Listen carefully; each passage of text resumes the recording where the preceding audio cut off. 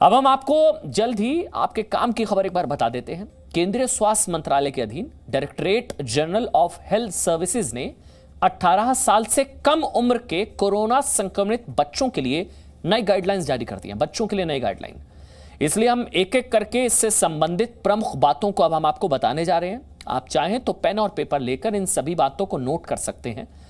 इन दिशा निर्देशों के तहत 18 साल से कम उम्र के बच्चों को संक्रमण के दौरान एंटीवायरल ड्रग रेमडेसिविर नहीं दी जाएगी। नई गाइडलाइंस में कहा गया है कि इस समय ऐसी कोई जानकारी उपलब्ध नहीं है जिससे यह साबित हो कि रेमडेसिविर 18 साल से कम उम्र के बच्चों पर कोरोना के उपचार में कारगर है। इसमें यह भी कहा गया है कि इसके इस्तेमाल से बच्चों की जान को खतरा भी हो सकता है, इसलिए बच्चों पर रेमडेसिविर का इस्तेमाल ना हो।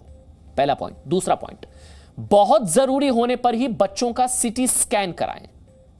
नए दिशा निर्देशों में कहा गया है कि बिना किसी ठोस कारण और डॉक्टर की सलाह के बच्चों का सीटी स्कैन कराना उनके लिए हानिकारक हो सकता है।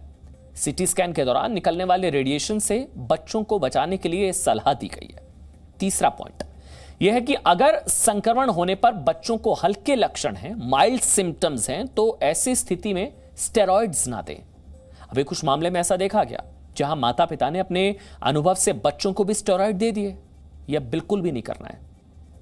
चौथा पॉइंट, अगर कोरोना से संक्रमित होने के बाद बच्चों में उसके कोई लक्षण नहीं है, मतलब कोरोना है लेकिन एसिम्प्टोमेटिक है, कोई लक्षण नहीं है, तो ऐसी स्थिति में बच्चों को किसी प्रकार की कोई दवाई ना दें। आप इसके लिए एक बार डॉक्टर से भी कंसल्ट जरूर कर लें, सलाह लें और बच्चों की लगातार मॉनिटरिंग करें। यह सलाह भी इसमें दी गई है। कोरोना है, एसिम्प्टोमेटिक है, कोई दवाई नहीं। पांचवा पॉइंट, बच्चों की शारीरिक क्षमता जांचने के लिए 6 मिनट का वॉक टेस्ट करें।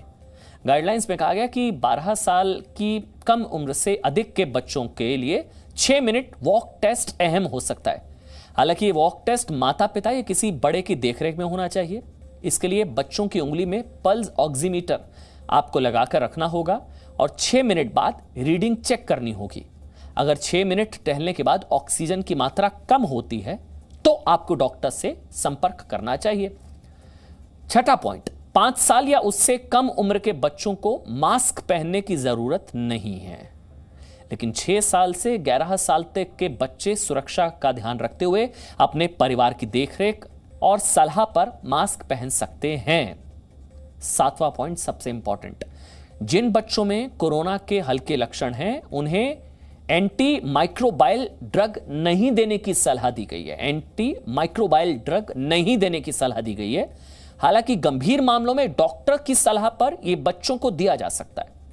8वां पॉइंट, हल्के लक्षण वाले बच्चों को 10 से 15 मिलीग्राम पैरासीटामोल की डोज दी जा सकती है।